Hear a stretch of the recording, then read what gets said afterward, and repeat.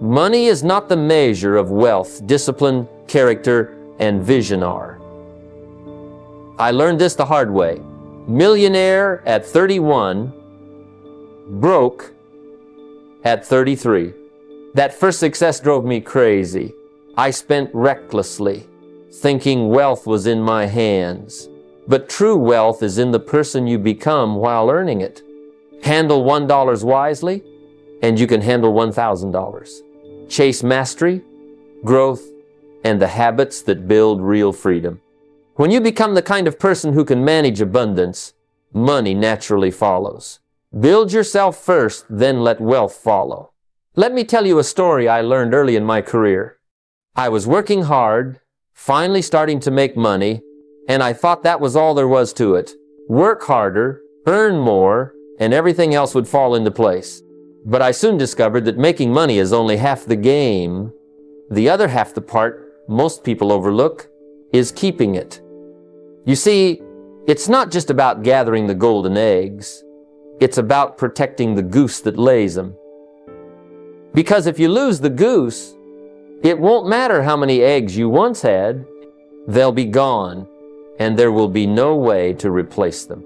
I've met people who made small fortunes, and within a few years, they had almost nothing to show for it. Not because they weren't talented or hardworking, but because they never learned how to protect what they had built.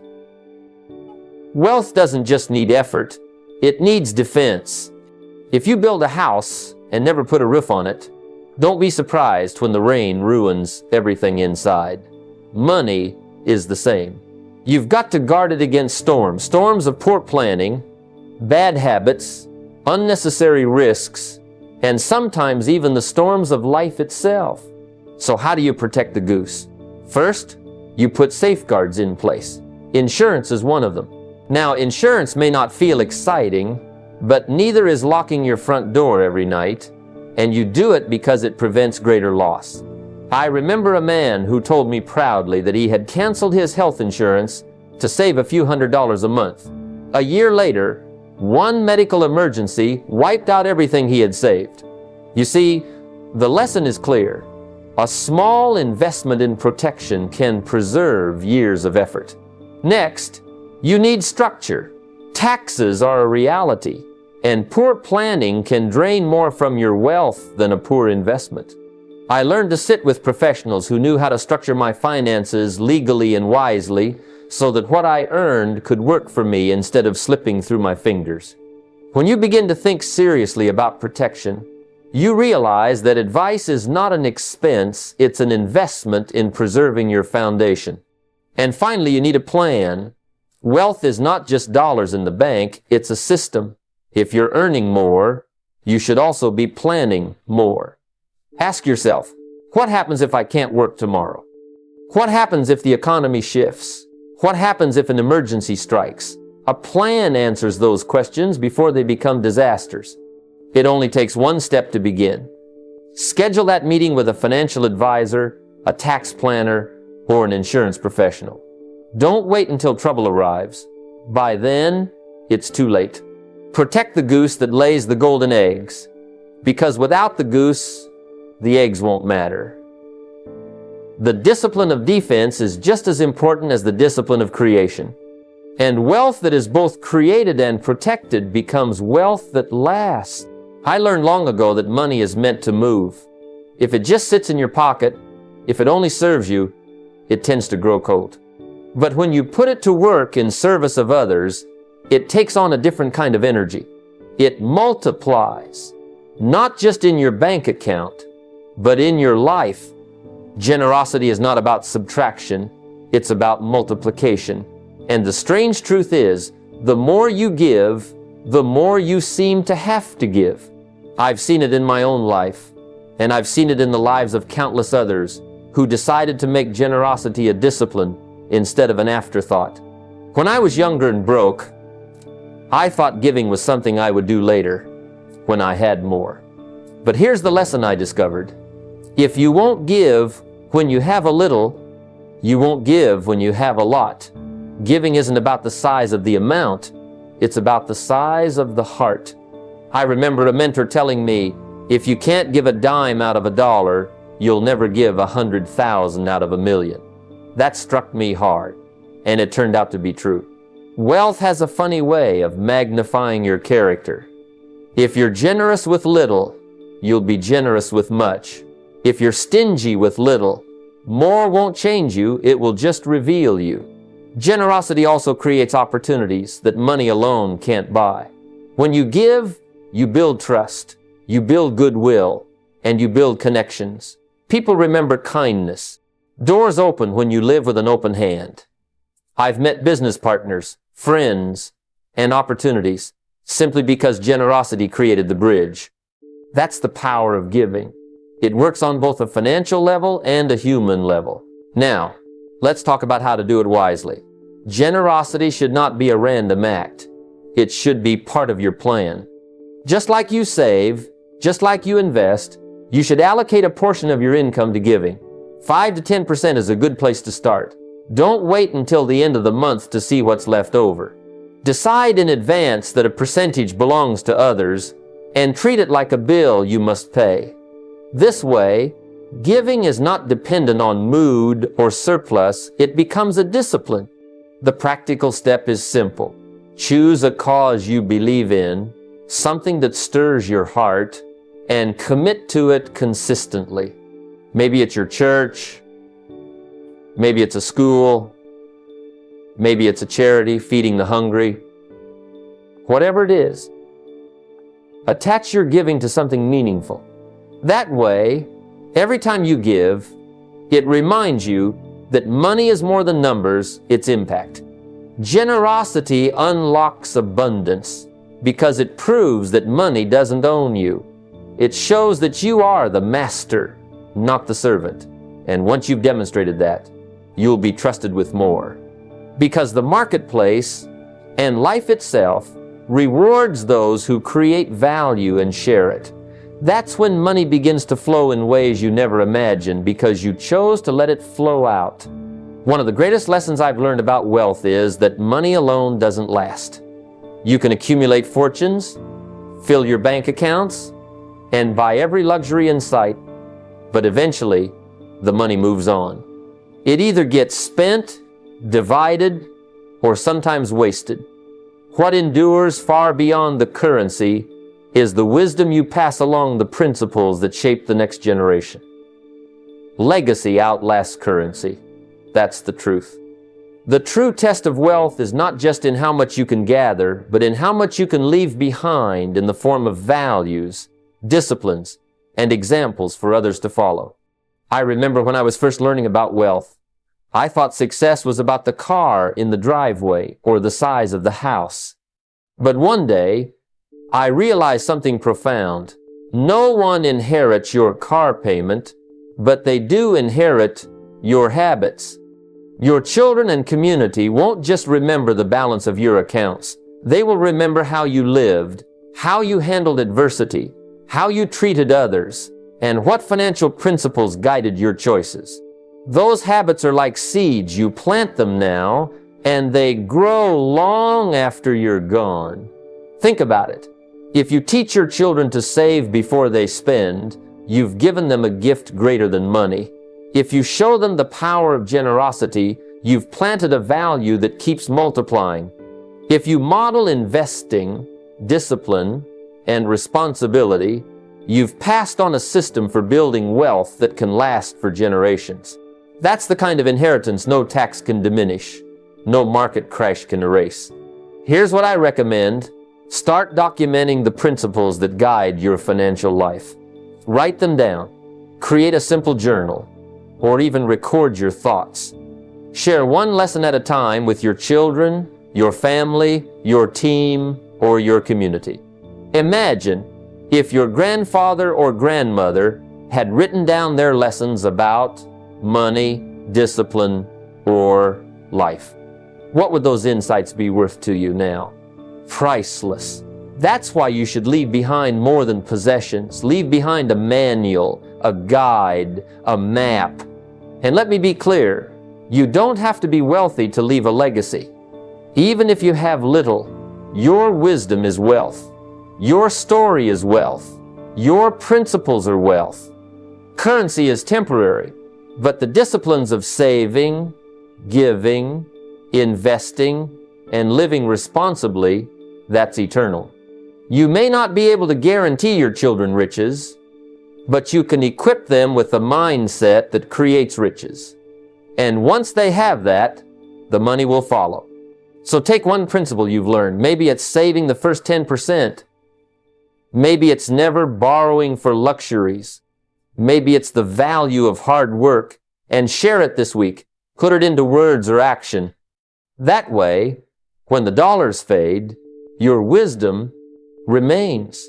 And that, my friends, is how legacy outlasts currency.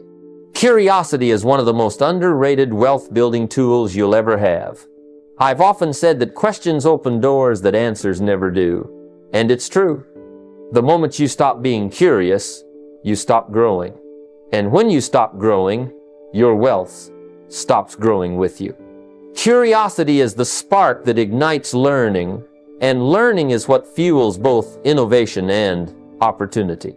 Every fortune you see today is tied to someone's curiosity, someone who wondered, how could this be done better? How could I serve more people? How could I create more value?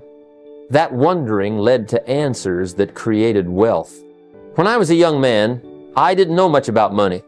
I thought working harder at my job was the solution. But then I got curious. I started asking questions of those who were far ahead of me. I asked, how did you do it? How did you make the leap from wages to wealth? One mentor gave me an answer that changed everything.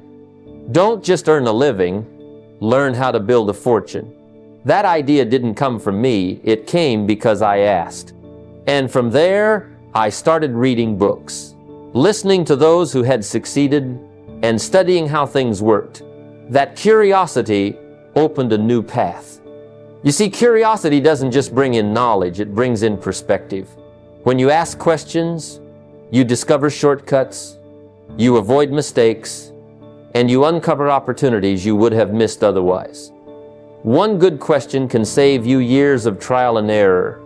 That's why I encourage people to always stay in the posture of a student. Never say, I know enough. Instead say, what more can I learn? Who can I learn it from? What's the next piece of wisdom that could change everything for me? Here's a practical step you can take right now.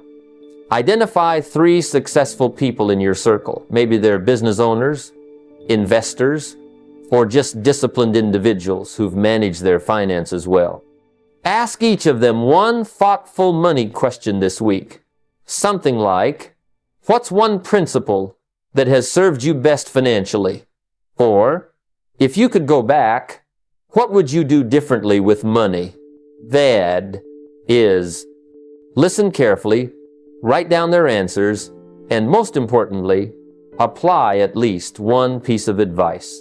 Remember, knowledge not applied is wasted curiosity. The value of curiosity is in action. So stay curious, ask questions, learn from those ahead, and then put those insights to work. Because curiosity, if practiced with discipline, doesn't just create ideas, it creates cash flow. Some of the most valuable wealth you'll ever build won't show up on a bank statement. You can't deposit it in the bank, you can't count it like dollars, but it pays you for the rest of your life.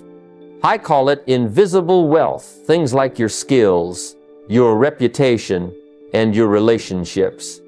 These are the assets you don't see, but they work behind the scenes, creating opportunities, multiplying your influence, and compounding in value, just like money does. If you lose all your money tomorrow, but you've built strong invisible wealth, you'll find a way back. If you have no invisible wealth, even if you get money, chances are you won't keep it for long. I remember when I first started, I didn't have much money to speak of.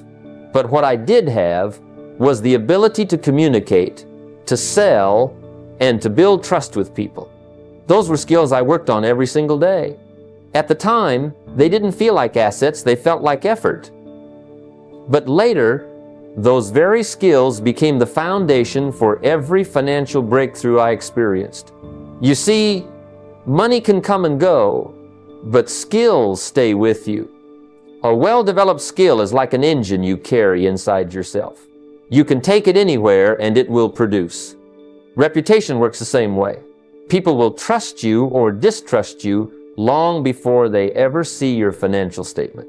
If your name carries integrity, if people know you keep your word, if they see consistency in your character, that becomes a magnet for opportunities. Doors open for those who are trusted, while they close quickly for those who cut corners. Reputation, once earned, becomes a wealth stream all by itself. And then there are relationships. Who you know, and more importantly, who knows you, can make the difference between being stuck and moving forward. Opportunities flow through people. A strong network doesn't just give you connections, it gives you leverage. But remember, the best relationships are not built on taking, but on giving, serving, and adding value. When you build genuine relationships, you create an invisible bank account that pays dividends in support, collaboration, and opportunities for decades. Here's a practical step to start. Pick one invisible asset to build this month. Maybe it's sharpening a skill, maybe it's reaching out to mentors, or maybe it's strengthening your reputation by following through on every promise you've made. Whatever you choose, treat it like money. Invest in it daily. Because when invisible wealth is strong, financial wealth naturally follows. One of the most powerful shifts you can make in your journey toward wealth is to think like an owner, even if your name isn't on the company door. Ownership is not just a title on paper, it's a mindset, a way of showing up every day. Too many people go to work simply to exchange time for money. They clock in, do the minimum, and clock out. But the marketplace doesn't reward minimal effort. It rewards those who take responsibility, who look at problems and say, "How can I solve this?" instead of, "That's not my job." When you treat your work as if it were your business, you begin to unlock opportunities that most people never see. I remember when I was just starting out, I didn't own the company, I didn't control the policies, but I decided that I would act as though I did. I paid attention to details others ignored. I looked for ways to improve efficiency, to help customers better, to make things run smoother. That mindset didn't just benefit the company, it benefited me. It put me on the radar of leaders who were looking for people who could be trusted with more responsibility. And here's the truth. Responsibility often precedes reward. The person who can be trusted with little will be trusted with more. This mindset also changes how you think about your own value. If you were the owner, you'd care about revenue, expenses, customer satisfaction, and long-term sustainability. You'd think in terms of solutions, not complaints. Imagine if every employee thought this way, the company would thrive, and so would every individual within it. And here's the beauty. When you practice ownership thinking in someone else's business, you're also training yourself for when you own your own. It's preparation disguised as practice. So the question becomes, how can you bring ownership to your current role? Maybe it's noticing one inefficiency and fixing it. Maybe it's improving customer service without being asked. Maybe it's treating the company's resources as carefully as you'd treat your own. These small actions might not seem like much, but over time, they separate you from the crowd. Employers notice, partners notice, and eventually, opportunities that never come to the average worker come to you. Here's a practical way to start. This week, find just one way to add value at work as if you owned the place. Don't wait for permission. Don't wait for applause. Just do it. Ownership is a habit long before it's a position, and those who master the mindset before the title are the ones who eventually earn the title. One of the great misunderstandings about money is believing that it flows to need. People say, "I need more money. I need a raise. I need a break." But the truth is, the marketplace doesn't care about need, it cares about value. If money followed need, some of the poorest people in the world would be the richest. But it doesn't work that way. Money follows value. When you shift your thinking from what do I need to what value can I create, you begin to align yourself with the very principles that build wealth. Early in my career, I made that mistake. I thought my employer would pay me more because I needed it. Rent was due, bills piled up, and I figured surely they would see my situation and do something about it. But I learned the hard way. The marketplace pays for performance, not pity. That was a sobering moment. But it was also the beginning of a new philosophy. I stopped approaching work from the standpoint of my own needs and started asking, how can I make myself more valuable? How can I solve more problems? How can I make the company or my customer better off because I showed up today? That change in mindset changed everything. The truth is, wealth comes from service to many, service of high quality, service that solves real problems. If you can solve small problems, you can earn a wage. If you can solve big problems, you can earn a fortune. The marketplace has an unlimited appetite for solutions, and the more you bring, the more doors open. Think about it, doctors, engineers, entrepreneurs, inventors, they don't get paid because they need it. They get paid because they create or deliver something valuable. So here's a challenge. Instead of rehearsing your list of needs, write down 3 ways this week you can increase the value you provide. Maybe it's improving your skills so you can do your job better. Maybe it's finding a way to save your company money. Maybe it's offering better service to your clients or creating a product that makes life easier for others. The form doesn't matter. What matters is shifting your focus. I can tell you from experience, when you stop chasing money and start chasing value, money starts chasing you. The equation is simple but profound. You don't get paid for your need. You get paid for the value you bring. And the more value you bring, the more wealth will inevitably follow. If there's one lesson I wish I had learned earlier, it's this. Relying on a single stream of income is like standing on one leg. It may hold you for a while, but it's risky and unstable. One paycheck, one client, one business, any of these can disappear overnight. And if that happens, so does your sense of security. But when you create multiple streams of income, you give yourself balance, you give yourself options, and you give yourself the freedom to keep building no matter what storms come your way. Wealth, after all, isn't just about accumulation, it's about protection and endurance. When I was starting out, my first income stream was a job. It paid the bills, but that was about it. I realized quickly that if I ever wanted to get ahead, I needed something more. So I began building a side business. It wasn't easy. Nights and weekends were consumed by learning, selling, trying, and failing, but eventually, that business grew into a second stream. Then I learned to invest, and over time, dividends and returns became a third stream. Later, writing and speaking created royalties and opportunities that continued to flow whether I was working that day or not. The beauty of multiple streams is that they work together so that if one slows down, the others keep going. The key is to start small. Too often people get overwhelmed by the idea of creating new income streams, thinking it requires millions in capital or years of preparation. But it doesn't. Sometimes it's as simple as taking a skill you already have and turning it into a service on the side. Maybe you can teach, consult, write, design, build, or create.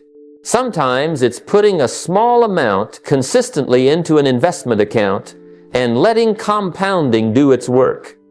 The important part is not to wait for the perfect idea or the perfect moment. The important part is to get started, test, and build. Here's a practical exercise. Sit down this week and brainstorm 2 ways you could create an additional stream of income. Don't judge the ideas at first, just get them down. Then pick one and commit to testing it within the next 30 days. It doesn't need to replace your job, but it does need to move you in the direction of independence. Because the truth is, one income stream keeps you surviving. Multiple income streams give you freedom. The question isn't whether you should build them. The question is how soon you'll start. One of the greatest secrets I discovered on my own journey to wealth was this. When you teach what you've learned, you not only help others grow, you strengthen the very disciplines that made you grow in the first place. It's not enough to simply gather knowledge and keep it locked away in your head. Knowledge unused becomes stale, but knowledge shared becomes wisdom multiplied. Teaching creates accountability, because when you tell others what works, you're far more likely to hold yourself to those same standards. I remember when I first started learning the basics of financial management, saving a portion, investing wisely, avoiding unnecessary debt. These were simple but powerful principles. At first, I kept them to myself, working quietly to build new habits. But then I began sharing them with others, friends, colleagues, even people who had never thought much about money before. And do you know what happened? Every time I explained an idea, it became clearer in my own mind. Every time I encouraged someone else to track their spending or start saving, I felt a stronger sense of discipline to keep doing it myself. The very act of teaching reinforced my own commitment. There's also something remarkable that happens when you share financial wisdom. You create a ripple effect. Think about it. If you teach one principle to one person and they apply it, you've changed their life. But if they then pass it on to someone else and that person to another, the impact multiplies. That's the kind of legacy that outlives you. Wealth isn't just about building accounts. It's about building principles into people. Principles that can shape families and communities for generations. The strategy is simple. Don't wait until you've mastered everything to start teaching. Share as you go. If you learned how to budget better this week, teach that. If you discovered the power of compounding, explain it to your children. If you figured out a way to redirect one small expense into savings, share that with a friend. The lessons don't have to be grand, they just have to be real. Here's a practical step to put this into motion. Write down one financial lesson you've learned, just one, and pass it on to someone this week. It could be as simple as, always save before you spend. It could be, don't buy luxuries until your assets pay for them. Whatever it is, pass it along. You'll be surprised at how powerful it feels, not just for the person receiving it, but for you as well. Because the truth is, the wealth you keep fades, but the wealth you teach multiplies. True wealth is never just about numbers in a bank account. You can amass great sums of money, but if that money stays stagnant, if it doesn't serve a purpose beyond yourself, it loses its vitality. Wealth is like a living organism. It must circulate. It must flow. It must serve others to remain vibrant. One of the deepest lessons I learned on my journey is that giving isn't a loss. It's an investment in the energy of abundance itself. When you contribute, you create momentum, and that momentum multiplies in ways that simple accumulation never can. I've seen it countless times. People focus solely on hoarding, thinking, if I keep it all, I'll be safe. But money has a way of slipping through fingers that cling too tightly. On the other hand, those who build giving into their financial practice, those who make generosity a discipline rather than an afterthought, find that wealth returns in surprising ways. Sometimes it's through relationships, sometimes opportunities, and sometimes through the inner satisfaction that drives smarter decisions. The act of giving sharpens judgment, instills gratitude, and encourages long-term thinking. It turns money from a static object into a tool that creates more value for yourself and others. The strategy is straightforward. Integrate generosity into your financial system. Don't wait for enough or later. Decide from the start that a portion of your income, even a small percentage, will always flow outward to causes, people, or projects you believe in. This isn't just charity, it's a principle of abundance. Giving consistently trains your mind to see wealth not merely as possession, but as influence, as impact, as opportunity. It aligns your actions with a higher purpose, reinforcing habits of discipline and foresight while touching lives beyond your immediate circle. Here's a practical step you can take today. Choose one cause, one organization, or one person who could benefit from your support and commit a fixed percentage of your income to it regularly. Treat it as non-negotiable, just like saving or investing. The magic isn't just in the act of giving, it's in making it habitual, a built-in part of how you manage your finances.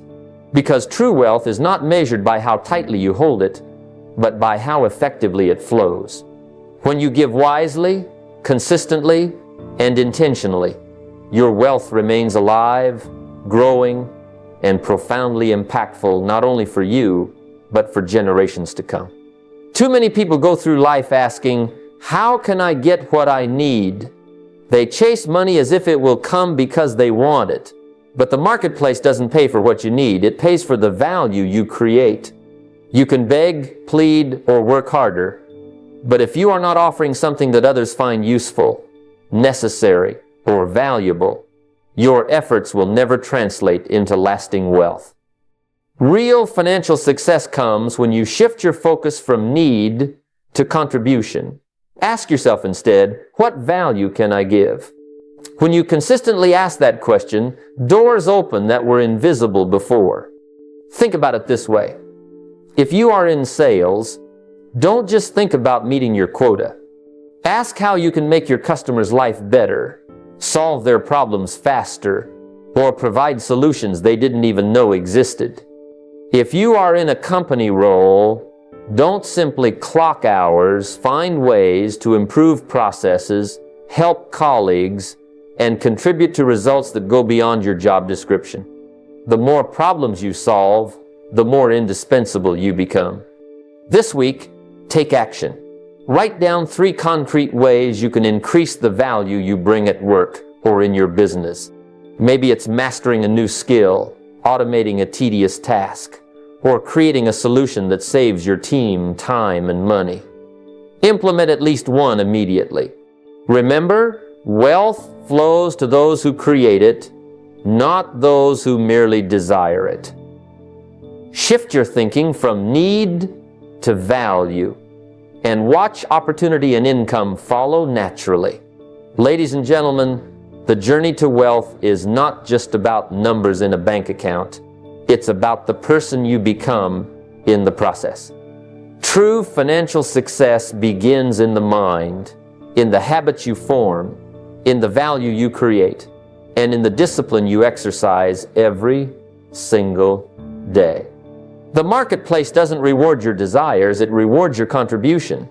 Your income will always be a reflection of your personal growth, your skills, your relationships, and the solutions you provide. I challenge you to take action today. Write down your financial vision, identify one skill to develop, and find one way to add value that goes beyond your comfort zone.